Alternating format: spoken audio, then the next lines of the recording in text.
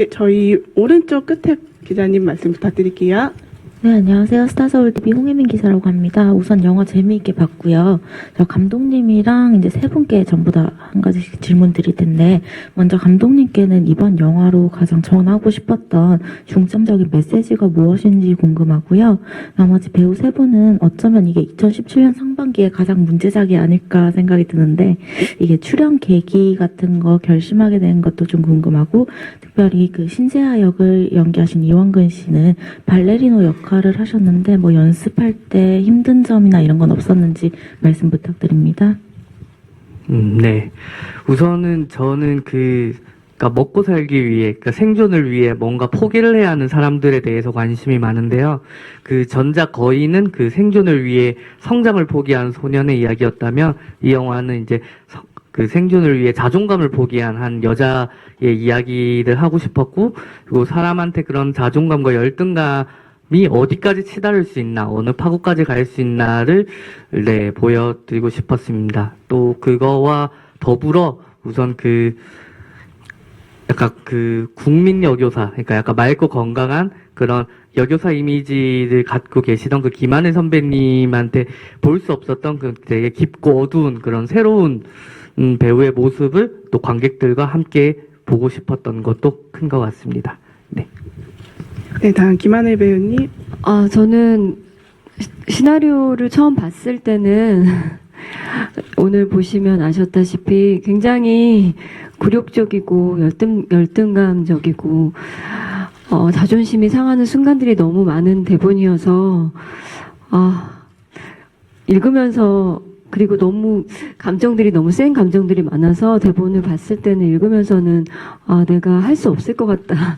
너무 기분이 많이 상한다. 막 이런 기분으로 대본을 봤는데, 대본을 다 보고 나서 몇 분 동안 정말 많이 멍하더라고요. 그 효주에 대한 그 감정이 저한테 너무 많이 세게 오고 여운이 너무 많이 남아서 이 친구에 대해서 저도 애정이 너무 많이 생기더라고요. 그래서 그 효주를 제가 연기를 하면 어떨까, 이 친구의 그 깊은 감정을 배우로서 표현하면, 내 색깔대로 표현하면 어떻게 표현될까에 대한 욕심이 많이 생겨서 그래서 이 영화를 선택하게 됐습니다. 네, 저는 시나리오를 일단 굉장히 재미있게 읽었던 거가 가장 컸던 것 같고요. 그 이전에 김태훈 감독님의 거인이라는 작품을 제가 굉장히 재미있게 봤었어요. 그래서 그 안에서 사실 감독님께서 저도 모르는 제 모습을 표현해 주실 수 있지 않을까라는 기대감도 있었고, 극 중에서 그 태영이와 효주의 감정선의 그 기복들이 굉장히 흥미로웠고 재밌었거든요.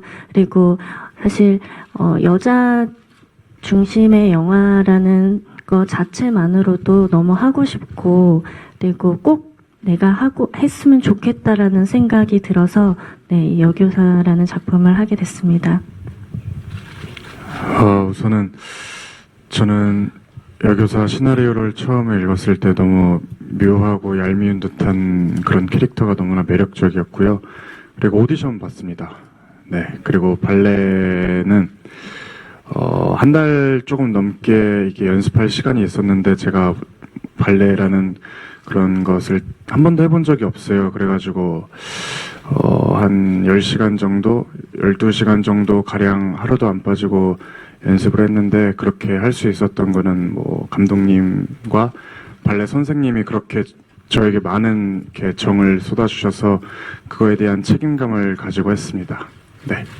네, 답변 잘 들었습니다. 다음 질문 받아보겠습니다. 저희 왼쪽 끝쪽에 마이크 전달 부탁드릴게요. 네, 브리치 경제신문 김동민 기자입니다. 저 감독님하고 김원하 씨한테 질문 드릴게요. 우선 감독님께는 이 영화가 그 정규직 비정규직 문제를 다루는 것 같아요. 이게 뭐 그런 문제에 대해서 가장 깨끗해야 될 학교가 거기서 가장 노출되어 있는 것 같은데, 여기에 대해서 한마디 말씀 부탁드리겠습니다. 그리고 김하늘 씨는 뭐 본인 이제 전작 이제 선생님이랑 이미지가 강하긴 게 사실이거든요. 근데 이번에 또 선생님을 하게 됐는데, 물론 장르와 내용은 다르지만 뭐 특별한 의미가 있을 것 같아요. 여기에 대해서 말씀 부탁드리겠습니다. 네, 우선은 저희가 그 계급 문제라는 건 사실은 이제 뭐 흔히 뉴스에서도 볼 수 있고 여러 매체를 통해서 볼 수 있는데 그런 어떤 큰 정치판이나 어떤 뭐 큰 그룹이나 이런 회사가 아니라 이런 되게 일상 속에서도 이런 계급 문제는 존재하고 있고 그 계급 문제에 어떤 대응하는 그런 어떤 평범한 사람들의 이야기를 네, 보여주고 싶었습니다. 네. 네, 저는 일부러 선생님 역할을 맡으려고 한 건 아닌데 좋은 대본들 안에서 제 직업이 항상 선생님이 많았던 것 같아요. 그래서 저도 좀 신기한데 이번 역할의 선생님은 기존에 제가 맡았던 선생님과 많이 달라서 그런 부분이 기존에 저를 많이 사랑해 주셨던 분들이 어떻게 느끼실지 많이 궁금한데 근데 좀 많이 다른 색깔의 선생님이긴 하지만 좀 다른 느낌의 연기를 많이 보여드려서 그래서 많이 응원을 받았으면 좋겠습니다. 네, 감사합니다. 다음 질문 한번 받아보겠습니다. 네, 여기 오른쪽 끝에 마이크 부탁드릴게요. 네, 저 스포티비스타 이은지라고 하고요. 감독님께 질문 있는데요. 사실 이 영화 안에 있는 학생과 여교사의 좀 그런 관계 때문에 이게 청소년 관람 불가 등급이 나온 것 같은데 좀 감독님께서는 이 영화 등급에 대해서 만족하시는지 궁금합니다. 네, 뭐, 등급에 대한 뭐 만족이라보다 애초에 저희가 뭐, 시작 영화를 출발할 때부터 어떤 뭐, 정서나 도덕적으로 충분히 그 청소년 관람 불가를 예상을 하고, 네, 준비를 한 영화라서 뭐, 네, 그러려니 뭐, 당연하게 받아들였습니다. 네.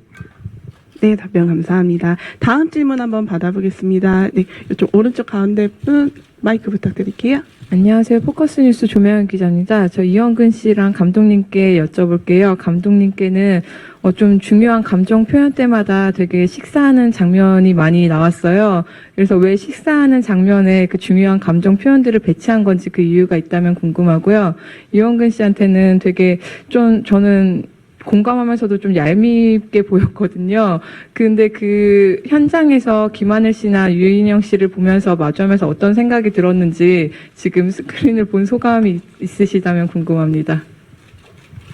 네, 이것도 약간 그 전자 거인의 연결선인 것 같은데요. 약간 밥 먹는 행위에서 가장 인간적인 감정이 나온다고 저는 생각하고 있고, 그래서 그 거인에서 이제 그 영재란 소년이 밥 먹을 때에 느꼈던 것은 이제 뭔가 한 템포 쉬고 가는 어떤 위안의 장치였다면 이번에 여교사에서는 항상 그 밥 먹는 순간에도 그 긴장을 놓지 못하는 그런 직장인들의 모습을 조금 이렇게 밥 먹는 장면을 통해서 드러내고 싶었습니다. 네. 촬영하면서는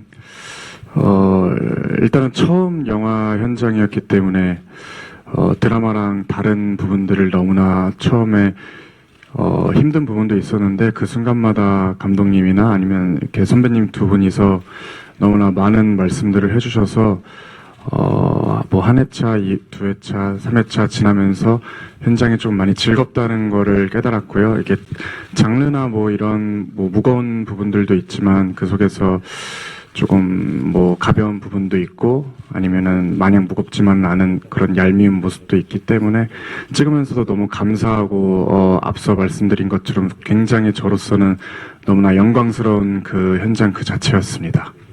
네, 답변 감사합니다. 저희가 시간 관계상 질문은 네, 잠시만요. 네, 저희가 준비한 질문 하나를 드리도록 할 텐데요.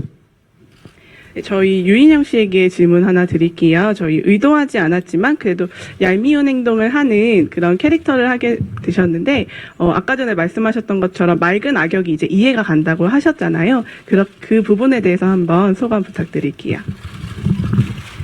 처음 시나리오를 읽었을 때는 사실 제가 왜 악역이라고 하는지 잘 이해가 안 됐었거든요.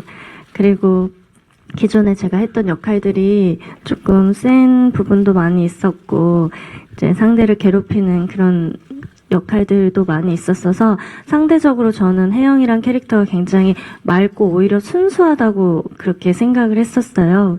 그리고 혜영이는 누구한테 그러니까 악의가 있어서 하는 행동들이 아니기 때문에 어느 정도 이해가 되고 보시는 분들께 그런 행동을 했던 거를 용서를 받을 수 있지 않을까라는 생각을 했었는데, 저도 사실 지금 영화를 보면서 느끼는데, 확실히 얄미운 부분들이 조금 있긴 하더라고요.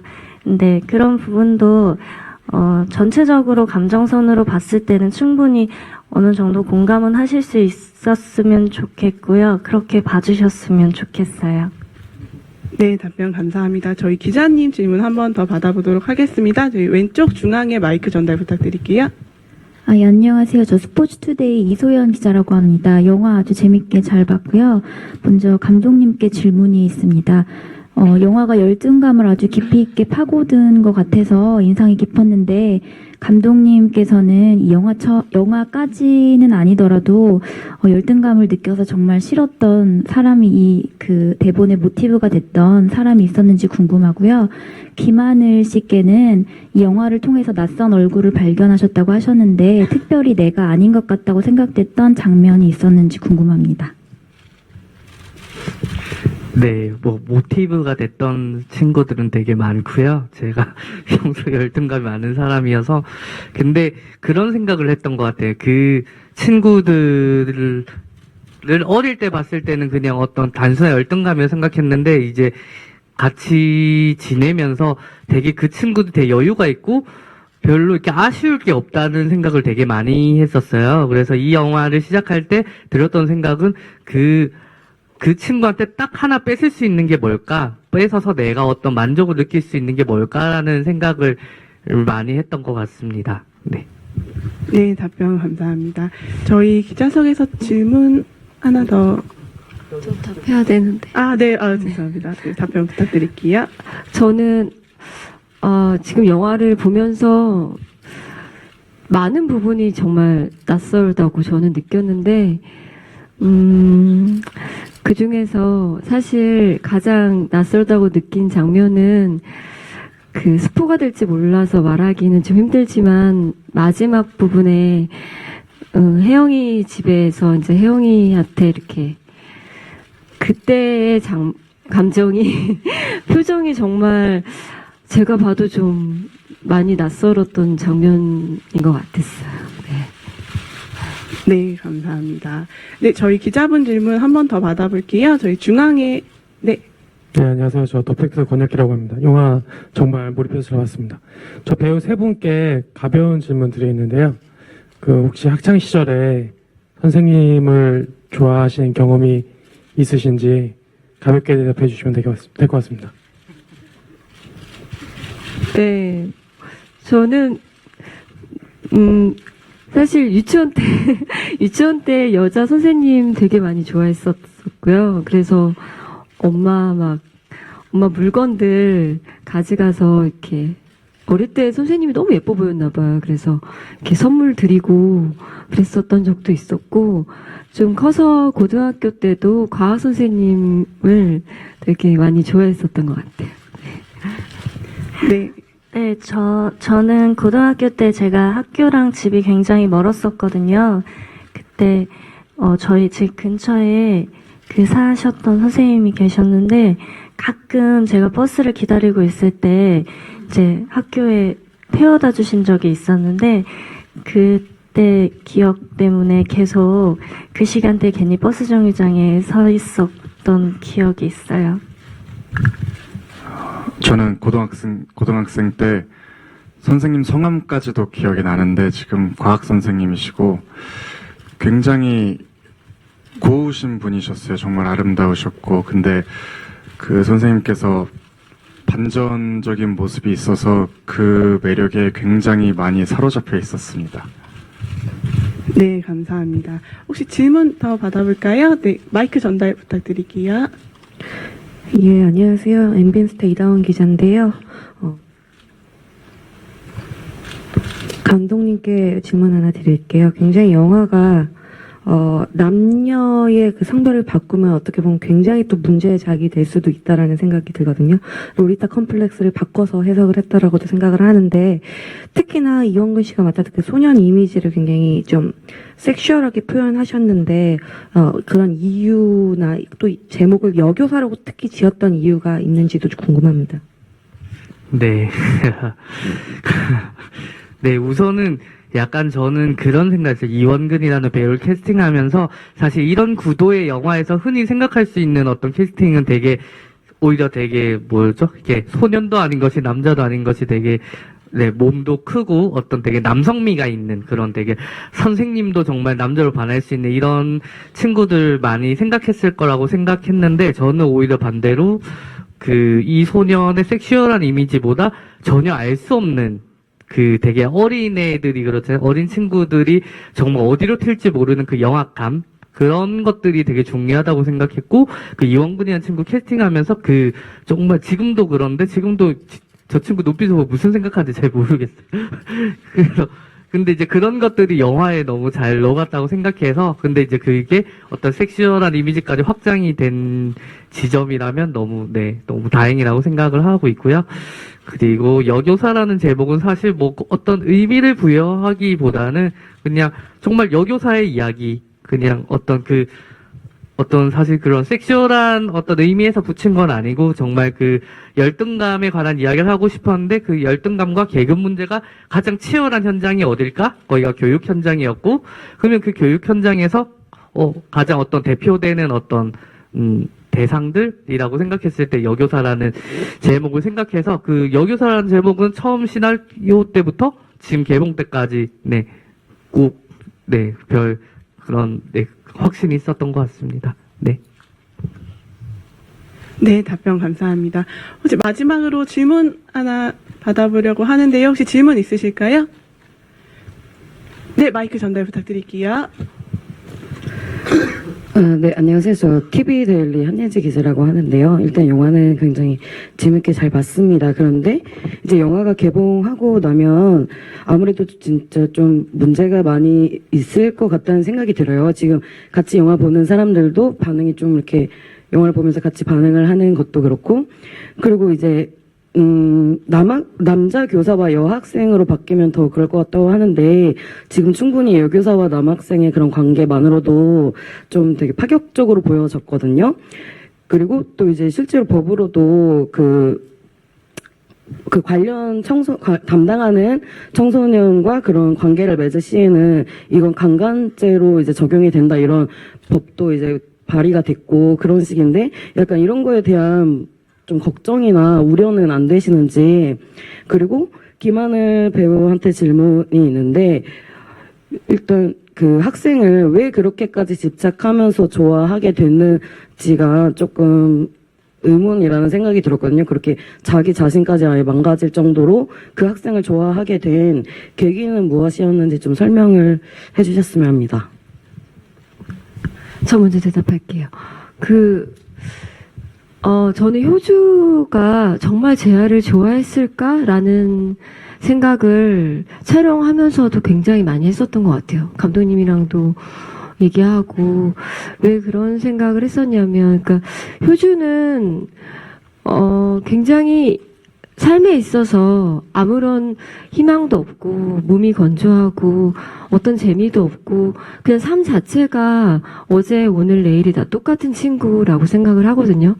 근데 그 친구한테 그냥 혜영이 나타나고 그리고 혜영과 재하의 관계를 알게 되고 그 재하를 알게 됐을 때의 느낌이 내가 저 친구가 좋다, 마음이 끌린다라는 느낌보다 이렇게 몸이 건조하게 살고 있는 효주한테 그냥 어떤 욕망이나 욕구, 질투, 뭐 열등감 이런 감정들이 섞였을 때의 대상이 재하였을 때의 느낌이 굉장히 복잡한 감정이라고 저는 생각했어요. 그래서 저도 어떤 타임에 재하한테 마음이 가고 어떤 타임에 재하가 에게 스킨십을 하는 게 어떤 감정인지라고 매 순간 생각하면서 연기를 했는데, 저도 영화를 보면서 느낀 건, 그러니까 그런 효주한테 그냥 조금이라도 반짝이는 순간에 감정이 드는 인물이 재하였던 것 같아요. 그게 어떤 이유도 어떤 목적이든 그래서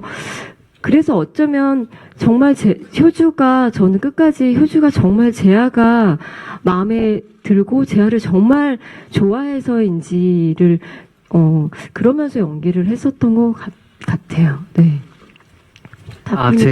좀 설명해 주세요. 제가 하늘 선배님 말씀에 조금 덧붙이자면, 저는 이제 하늘 선배님한테 그런 말씀을 했던 것 같아요. 하늘 선배님은 재하를 사랑한다고 생각하고 연기를 해주세요라고 했는데, 저는 그 마지막에 효주가 이렇게 하는 어떤 클라이막스 부분의 효주의 행동 자체가 저는, 그러니까 자기도 모른 채 그렇게 홀렸던 그것을 누군가에게 들킨 그 되게 자존감이 무너질 때 무너질 그 최악의 상황이라고 생각을 했고, 그래서 이제 그것을 연기하는 배우와 이것을 보는 관객의 그 약간 묘한 그런 지점이 저는 그 클라이막스의 힘이라고 생각을 하고 영화를 만들었습니다. 그리고 아까 질문 주신 것에 대해서는 사실 저는 영화는 영화라고 생각을 하고 있고요. 그리고 그 부분에 있어서는 뭐 제작사나 그리고 많은 우려나 고민이 있었지만, 저는 사실은 1년에 저희 영화뿐만 아니라 1년에 등장한 어떤 그런 치정극 장르라든지 어떤 예를 들어 살인을 다룬 영화라든지 그것의 수위에 맞췄을 때 저는 그 영화가 어떤 사회적으로 큰 논란이 될 거라고 사실 크게 생각하지는 않고, 영화는 영화로 봐주실 거라고 믿고 있습니다. 그리고 이제 이 영화를 포장하는 포장지는 어떤 이런 삼각관계, 그리고 선생과 제자의 관계인데, 이제 영화를 보시면, 그리고 특히 예고편이 나오고 나서의 그런 반응들이 특히 그랬는데요. 이 영화를 보시면 이제 이 영화가 감추고 있는 되게 계급 문제라든지 열등감이나 인간의 그런 기본적인 본성에 관한 그런 되게 다양한 이렇게 열매들이 있어서 그런 것들을 심리적으로 이렇게 공감하는 재미가 저는 더 클 것이라고 생각하고 있습니다. 네, 감독님 답변 잘 들었습니다. 저희 마지막으로 질문 있으시면 하나만 받고 끝내려고 하는데요. 혹시 질문 있으신 분 있으면 손 들어주시기 바랍니다. 네, 여기 앞쪽에 마이크 전달 부탁드릴게요.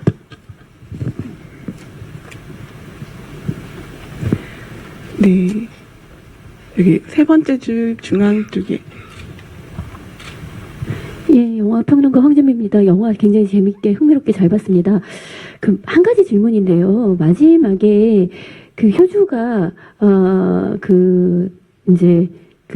사고를 치고 그런 관계를 갖는 장면이 상당히 표정이 인상적이었어요. 그러니까 스스로는 사랑했다고 생각했지만 근데 그게 이제 아닌 이렇게 자존감이 무너진 그런 상태에서의 그런 관계를 갖는 그 감정이 정확히 무엇일까? 그거는 그냥 어떤 증거를 남기기 위함, 치정극에서의 증거를 남기기 위함, 그렇게만 봐야 하는지, 그때의 몰입한 김하늘 씨의 감정은 굉장히 무덤덤하면서도 하여튼 그것의 감독님의 어떤 의도는 무엇이었는지 여쭤보고 싶습니다.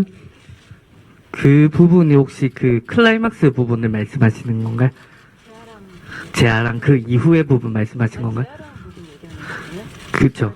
그러니까 저는 약간 그러니까 좀 이 효주라는 캐릭터를 만들면서 정말 되게 인간이란 게 얼마나 나약한가에 대한 생각을 되게 많이 했거든요. 그래서 저는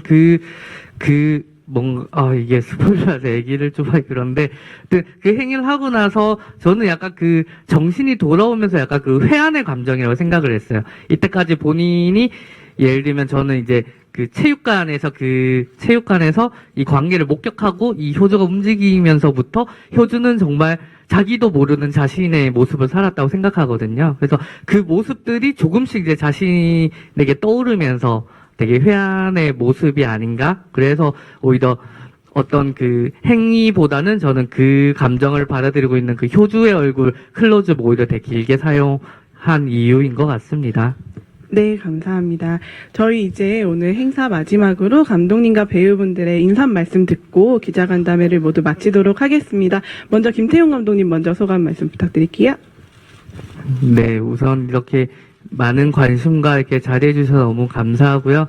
그리고 사실 그러니까 많은 지금 작년부터 이제 아가씨나 뭐 비밀없다 같은 되게 좋은 여성 캐릭터들이 등장한 영화들이 나오고 있는데 저희도 어쨌든 그 여성 캐릭터들이 얼마나 재미있고 얼마나 그 캐릭터 안에 많은 심년들과 사회적 확장이 될 수 있는지 그거에 대해서 조금 관객들과 이렇게 함께 하는 영화였으면 좋겠다는 생각이 듭니다. 그래서 그 선생과 제자의 관계는 정말 이 영화를 여는 그냥 하나의 열쇠라고 생각하고 그 열쇠를 열고 이 캐릭터들에게 많은 공감하시면서 네, 많은 이야기 나누는 영화 되었으면 좋겠습니다. 네, 감사합니다. 네, 저는 오늘 영화를 보고 그리고 이렇게 기자 간담회를 하면서 느끼는 생각이 제가 지금까지 했던 그 어떤 작품보다 가장 얘기가 하고 싶고 얘기가 듣고 싶고 서로의 생각을 같이 이렇게 공유하고 싶은 감정이 가장 최고로 드는 영화라고 생각이 들거든요. 지금도 아까 인터뷰 때도 얘기한 거를 더 많이 얘기 못하고 막 그랬던 감정이 막 남아있는데 그만큼 제 캐릭터나 제 영화에 대해서 더 저도 궁금하고 더 흥미롭게 촬영한 작품인 것 같아요. 그래서 저희 영화를 관객들이 보시면 또 어떤 감정이 드실지도 많이 궁금하고요. 그래서 네, 많이 기대해 주셨으면 좋겠습니다. 네. 네, 저도 이제 개봉할 때까지 거의 한 1년 정도 걸린 것 같아요. 그 기간 동안에 정말 궁금하고 개봉하고 나서의 그런 반응들이 가장 기다려지고 떨리게 하는 작품인 것 같거든요. 많은 분들께서 영화를 보시고 여러 가지로 지금 표면적으로 보여지고 있는 그런 조금은 자극적이고 파격적인 부분 말고도 그 안에 담고 있는 많은 메시지들을 많은 분들께서 같이 공감해 주시고 즐기셔 주셨으면 좋겠습니다. 오늘 와주셔서 너무 감사드리고 좋은 말 많이 써주세요. 감사합니다. 지금 와서 생각해보면은, 뭐, 그때도 그랬지만, 너무나 훌륭한 스태프분들과 그리고 훌륭한 감독님, 선배님들과 작품을 하게 되어 이 자리에 있다는 게 너무나 다시 한번 감사드리고, 너무 떨리고 막 설레는데, 그래도 일단은, 와주셔서 너무 감사하고, 정말 솔직히 정말 너무 지금 자리가 영광스럽고 감사해서 뭐라고 말씀을 드릴 수가 없어요. 너무 감사하고 좋은 말씀들도 많이 부탁드리고 사회적으로 조금 그렇게 시선이 있을 수도 있지만 말씀하신 것처럼 영화 속에 많은 이야기와 많은 메시지들이 담아져 있으니 그런 것들도 많이 다시 한번 생각해 주시면 너무나 감사하겠습니다. 네, 밖에 비 오던데 조심히 들어가시고 감사합니다.